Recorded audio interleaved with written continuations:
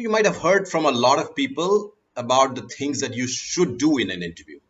Today, I want to talk to you about a few things that you should never do in an interview. The worst mistakes that people make when it comes to giving interviews.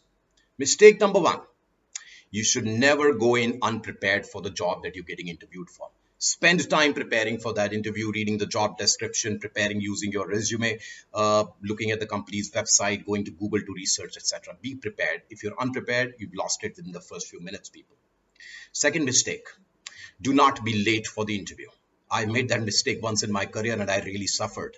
I would not even get interviewed because they returned me, asked me to leave from the reception itself. Never be late, plan for it. Be dressed well. It's always safer to be slightly more conservative and dress formally.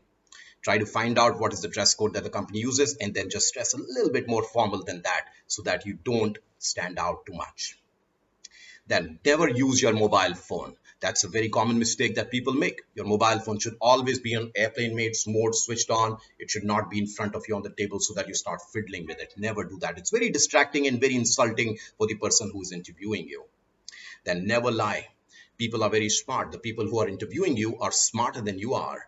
And they should never lie because they will catch you and they don't want to hire people who are not authentic.